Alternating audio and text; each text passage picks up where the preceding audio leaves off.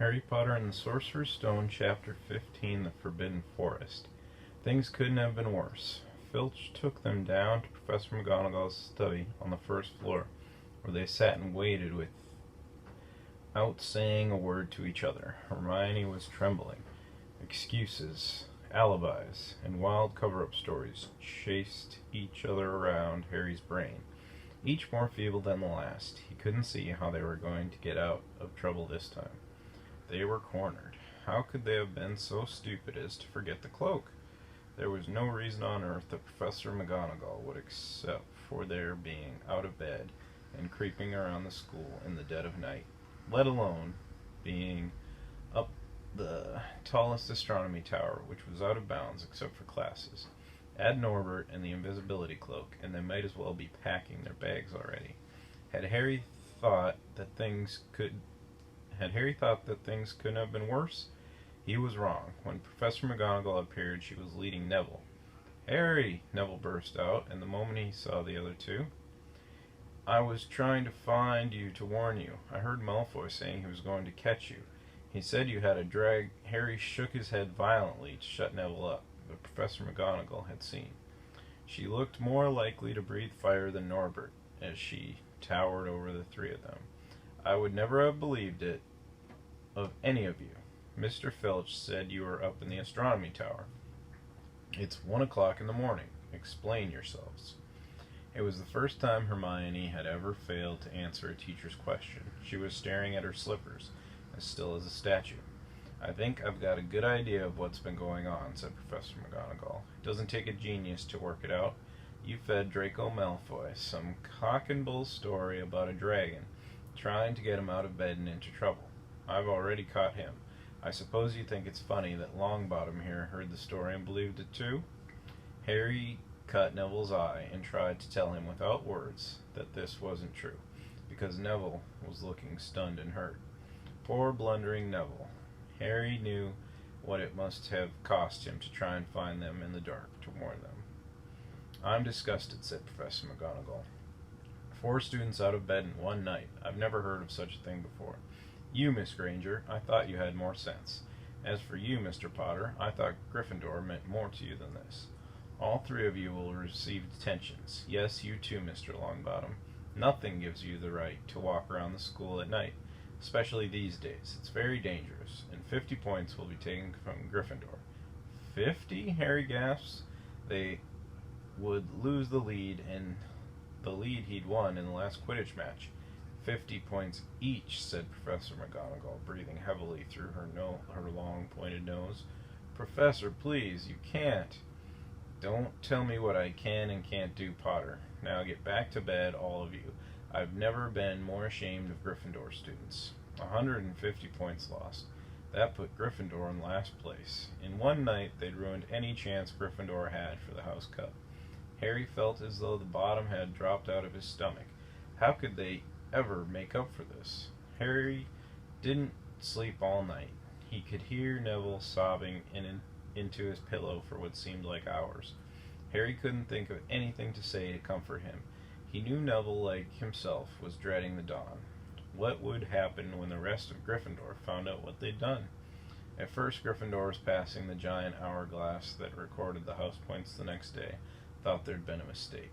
How could they suddenly have 150 points fewer than yesterday?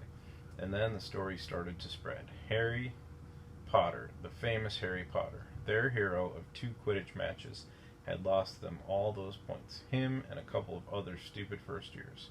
From being one of the most popular and admired people in the school, Harry was suddenly the most hated. Even Ravenclaws and Hufflepuffs turned on him, because everyone had been longing to see Slytherin lose the House Cup. Everywhere Harry went, people pointed and didn't trouble to lower their voices as they insulted him. Slytherins, on the other hand, clapped as he walked past them, whistling and cheering. "Thanks, Potter, we owe you one." Only Ron stood by him. "They'll all forget this in a few weeks. Fred and George have lost loads of points in all the time they've been here, and people still like them." "They've never lost 150 points in one go, though, have they?" said Harry miserably. "Well, no," Ron admitted. It was a bit late to repair the damage, but Harry swore to himself not to meddle in things that weren't his business from now on. He'd had it with sneaking around and spying. He felt so ashamed of himself that he went to Wood and offered to resign from the Quidditch team. Resign? Wood thundered. What good'll that do? How are we going to get any points back if we can't win at Quidditch? But even Quidditch had lost its fun. The rest of the team wouldn't speak to Harry during practice, and if they had to speak to him, they called him the Seeker. Hermione and Neville were suffering too. They didn't have as bad a time as Harry, because they weren't as well known, but nobody would speak to them either. Hermione had stopped drawing attention to herself in class, keeping her head down and working in silence. Harry was almost glad that the exams weren't far away.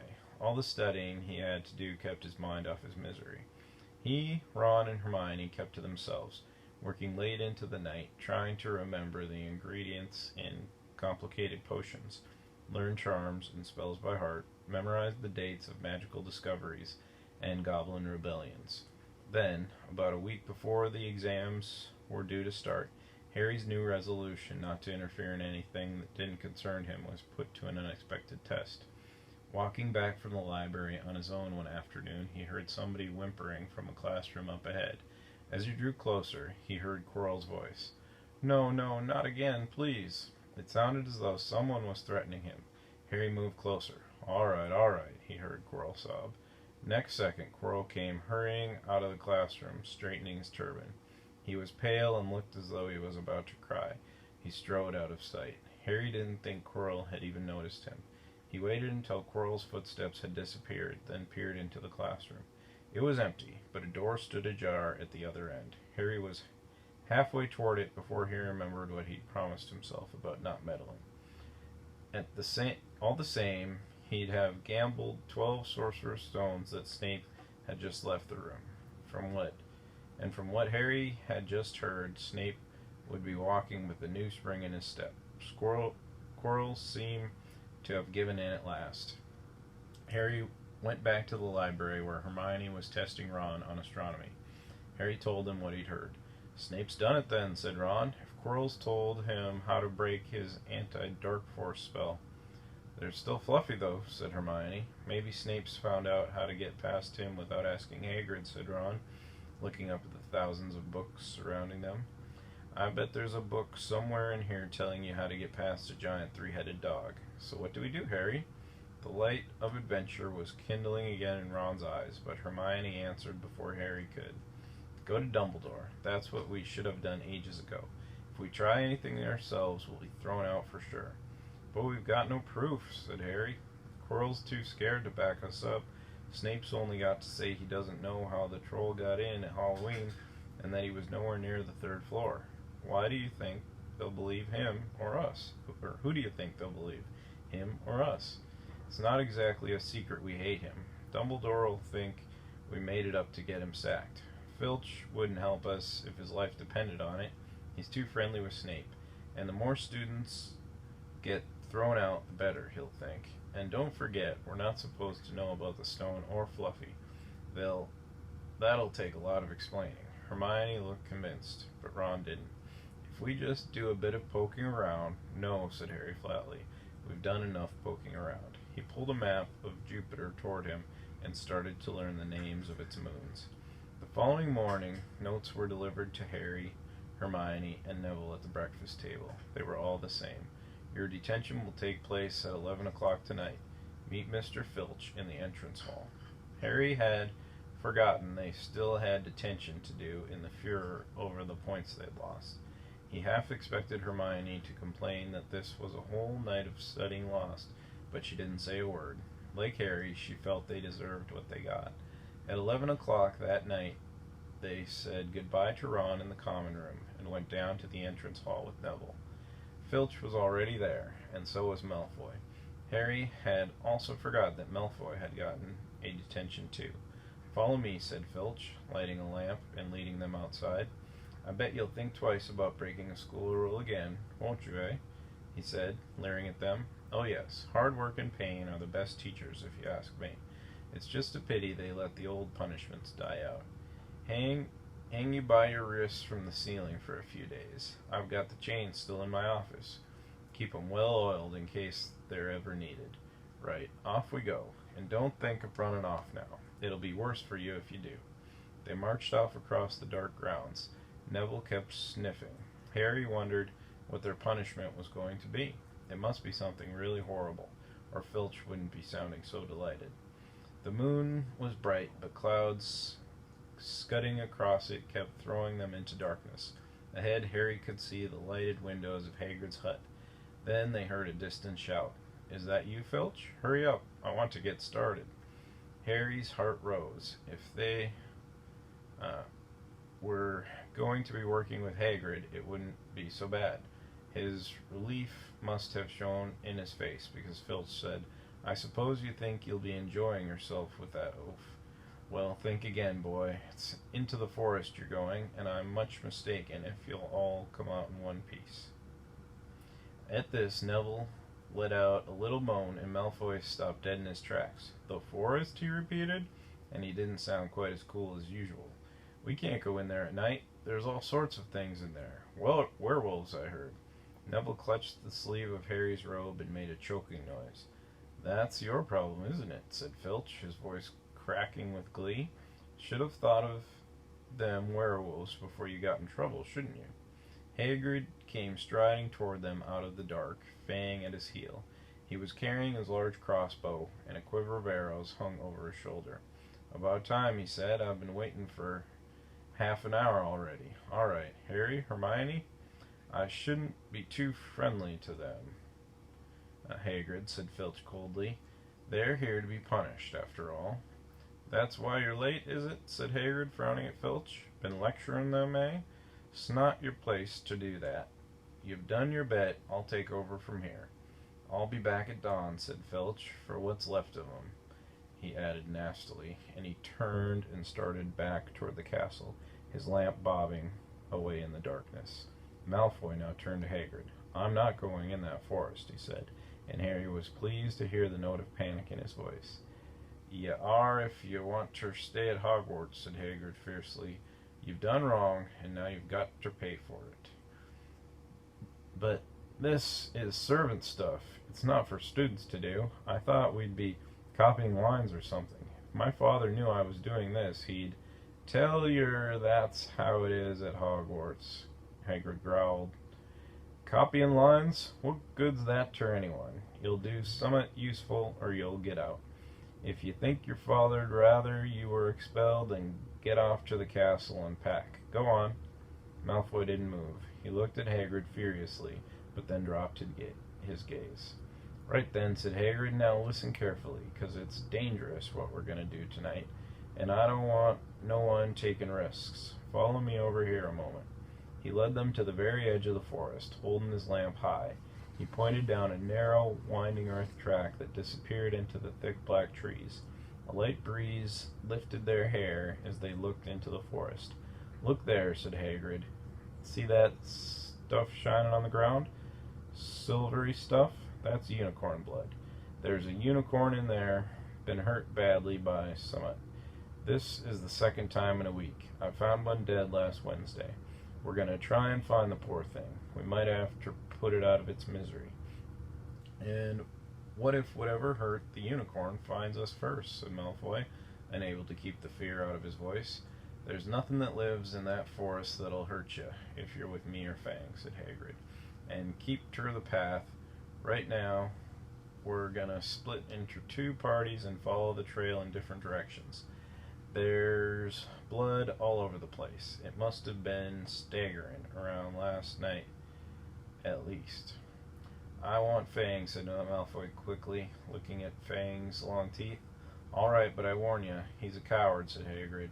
"So me, Harry, and Hermione will go away one way, and Draco and Neville and Fang will go the other. Now, if any of us find the unicorn, we'll send up green sparks, right?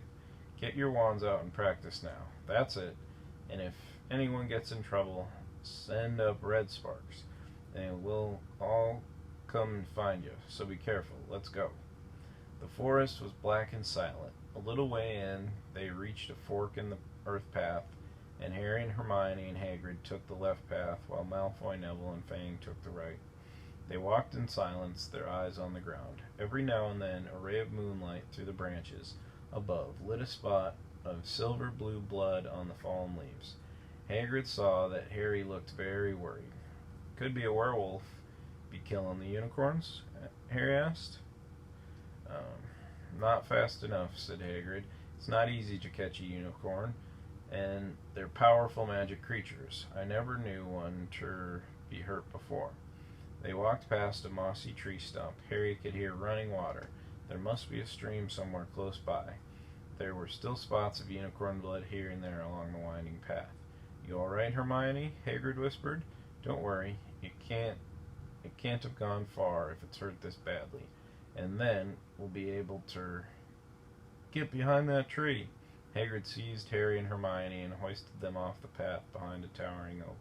He pulled out an arrow and fitted it into his crossbow, raising it, ready to fire.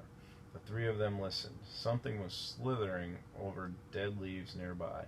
It sounded like a cloak trailing along the ground. Hagrid was squinting up the dark path, but after a few seconds the sound faded away.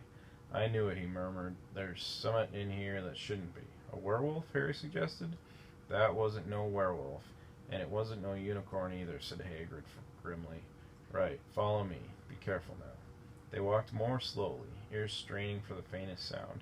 Suddenly, in a clearing ahead, something definitely moved.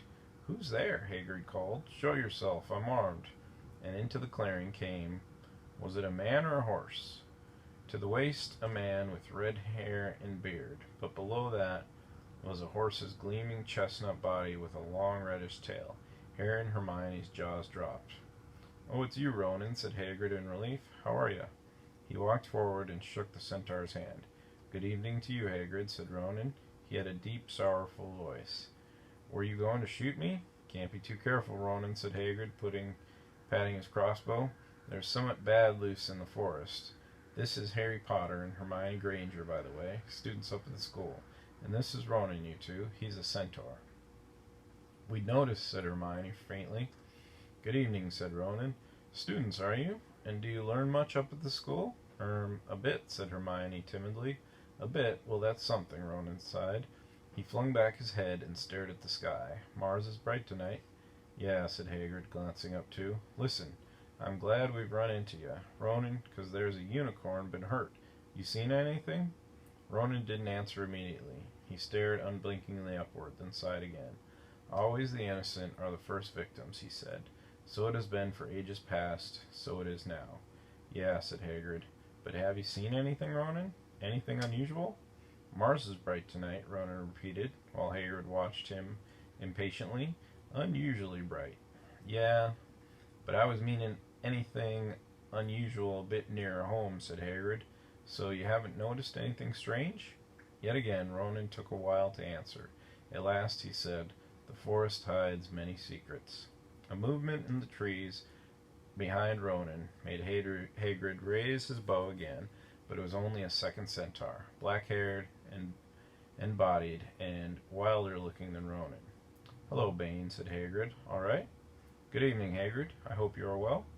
Well enough. Look, I've just been asking Ronan. You seen anything odd in here lately? There's a unicorn been injured. Would you know anything about it? Bane walked over to stand next to Ronan. He looked skyward. Mars is bright tonight, he said simply. We've heard, said Hagrid grumpily. Well, if either of you do see anything, let me know, won't you? We'll be off then.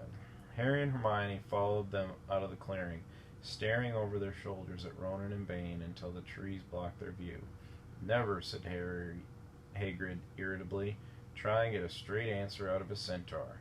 Ruddy stargazers, not interested in anything closer than the moon.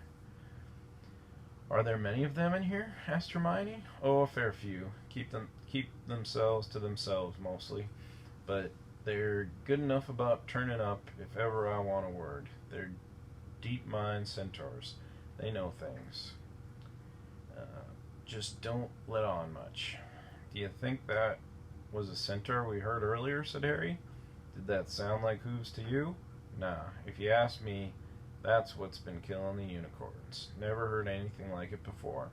They walked on through the dense, dark trees. Harry kept looking nervously over his shoulder. He had the nasty feeling they were being watched. He was very glad that they had Hagrid and his crossbow with them. They had just passed a bend in the path when Hermione grabbed Hagrid's arm. Hagrid, look, red sparks. The others are in trouble. You two wait here, Hagrid shouted. Stay on the path. I'll come back for you.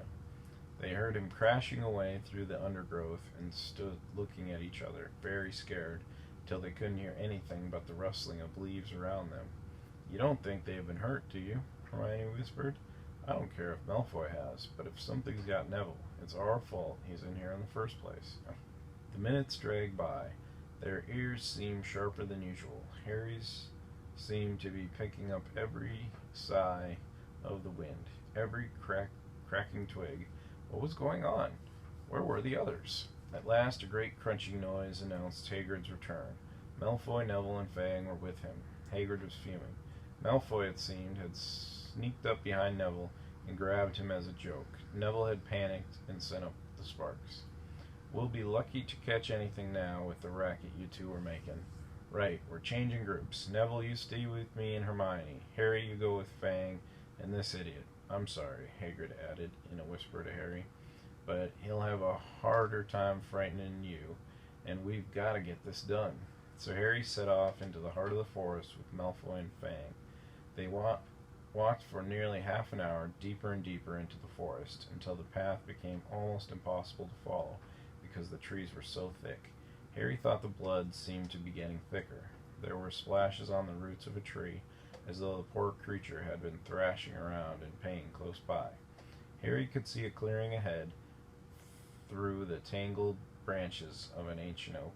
Look, he murmured, holding out his arm to stop Malfoy. Something bright white was gleaming on the ground. They inched closer. It was the unicorn, all right, and it was dead. Harry had never seen anything so beautiful and sad. Its long, slender legs were stuck out at odd angles where it had fallen, and its mane was spread pearly white on the dark leaves. Harry had taken one step toward it when a slithering sound made him freeze where he stood. A bush on the edge of the clearing quivered. Then, out of the shadows, a hooded figure came crawling across the ground like some stalking beast. Harry, Malfoy, and Fang stood transfixed. The cloaked figure reached the unicorn, lowering its head over the wound in the animal's side, and began to drink its blood. Arrgh!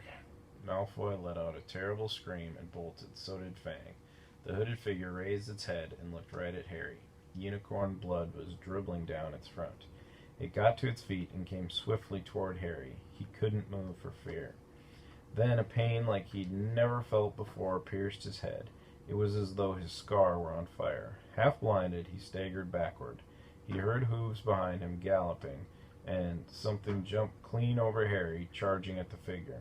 The pain in Harry's head was so bad he fell to his knees. It took a minute or two to pass. When he looked up, the figure had gone. A centaur was standing over him. Not Ronan or Bane. This one looked younger. He had white blonde hair and a palomino body. Are you all right? Said the centaur, pulling Harry to his feet. Yes, thank you. What was that? The centaur didn't answer. He had astonishingly blue eyes, like pale sapphires. He looked carefully at Harry, his eyes lingering on the scar that stood out, livid, on Harry's forehead. You are the Potter boy, he said. You had better get back to Hagrid. The forest is not safe at this time, especially for you. Can you ride? It will be quicker this way. My name is Firenze, he added, and he lowered himself onto his front legs so that Harry could clamber onto his back. There was suddenly a sound of more galloping from the other side of the clearing. Ronan and Bane came bursting through the trees, their flanks heaving and sweaty. Firenze, Bane thundered, what are you doing? You have a human on your back. Have you no shame? Are you a common mule? Do you realize who this is? Said Firenze. This is the Potter boy. The quicker he leaves this forest, the better. What have you been telling him? Growled Bane. Remember, Firenze, we are sworn not to set ourselves against the heavens. Have we not read what is to come in the movements of the planets? Ronan pawed the ground nervously. I'm sure Firenze thought he was acting for the best, he said in his gloomy voice. Bane kicked his back legs in anger. For the best. What is that to do with us? Centaurs are concerned only with what has been foretold. It is not our business to run around like donkeys after stray humans in the forest. Firenze suddenly reared on to his hind legs in anger, so that Harry had to grab his shoulders to stay on. Do you not see that unicorn? Friends bellowed at Bane. Do you not understand why it was killed? Or have the planets not let you in on that secret? I set myself against what is lurking in this forest. Bane, yes, with humans alongside me, if I must. And Firenze whisked around, with Harry clutching on as best he could. They plunged off into the trees, leaving Ronan and Bane behind them. Harry didn't have a clue what was going on. Why is Bane so angry? He asked. What was that thing that you saved me from, anyway? Firenze slowed to a walk, warned Harry to keep his head bowed in case of low-hanging branches, but did not answer Harry's question. They made their way through the trees in silence, for so long that Harry thought Firenze didn't want to talk to him anymore. They were passing through a particularly dense patch of trees, however, when Firenze suddenly stopped. Harry Potter, do you know what unicorn blood is used for? No, said Harry, startled by the odd question. We've only used the horn and tail hair in potions. That is because it is a monstrous thing to slay a unicorn, said Firenze. Only one who has nothing to lose and everything to gain would commit such a crime. The blood of a unicorn will keep you alive, even if you are an inch from death, but at a terrible price. You have slain something pure and defenseless to save yourself, and you will have but a half-life, a cursed life, from the moment the blood touches your lips. Harry stared at the back of Firenze's head, which was dappled silver in the moonlight. But who'd be that desperate, he wondered aloud. If you're going to be cursed forever, that's better, isn't it? It is, Firenze agreed, unless all you need is to stay alive long enough to drink something else, something that will bring you back to full strength and power, something that will mean you can never die. Mr. Potter, do you know what is hidden in the school at this very moment? The Sorcerer's Stone. Of course, the elixir of life. But I don't understand who. Can you think of nobody who has waited many years to return to power, who has clung to life, awaiting their chance? It was as though an iron fist had clenched suddenly around Harry's heart. Over the rustling of the trees, he seemed to hear once more what Hagrid had told him on the night they had met. Some say he died. Codswallop, in my opinion, to know if he had enough human left in him to die. Do you mean? Harry croaked. That was Harry, are you all right? Hermione was running toward them, down the path, Hagrid puffing along behind her. I'm fine, said Harry, hardly knowing what he was saying. The unicorn's dead. Hagrid, it's in that clearing back there. This is where I leave you, Firenze murmured, as Hagrid hurried off to examine the unicorn. You're safe now. Harry slid off his back. Good luck, Harry Potter, said Firenze. The planets have been read wrongly before now, even by centaurs. I hope this is one of those times. He turned and cantered back into the depths of the forest, leaving Harry shivering behind him. Ron had fallen asleep in the dark common room, waiting for them to return. He shouted something about Quidditch Falls when Harry shook him roughly awake. In a matter of seconds, though, he was wide-eyed as Harry began to tell him and Hermione what had happened in the forest. Harry couldn't sit down. He paced up and down in front of the fire. He was still shaking. Snape wants the stone for Voldemort, and Voldemort's waiting in the forest. And all this time we thought Snape just wanted to get rich. Stop saying the name, said Ron in a terrified whisper, as if he thought Voldemort could hear them. Harry wasn't listening. Firenze saved me, but he shouldn't have done so.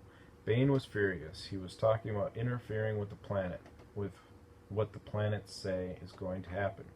They must show that Voldemort's coming back. Bane thinks Firenze should have let Voldemort kill me. I suppose that's written in the stars as well. Will you stop saying the name? Ron hissed. So all I've got to wait for now is Snape to steal the stone, Harry went on feverishly. Then Voldemort will be able to come and finish me off. Well, I suppose Bane will be happy. Hermione looked very frightened, but she had a word of comfort. Harry, everyone says Dumbledore's the only one you know who was ever afraid of. With Dumbledore around, you know who won't touch you. Anyway, who says the centaurs are right? It sounds like fortune-telling to me, and Professor McGonagall says that's a very imprecise branch of magic. The sky had turned light just before they stopped talking. They went to bed exhausted, their throats sore. But the night's surprises weren't over. When Harry pulled back his sheet, he found his invisibility cloak folded neatly underneath them. There was a note pinned to it, just in case.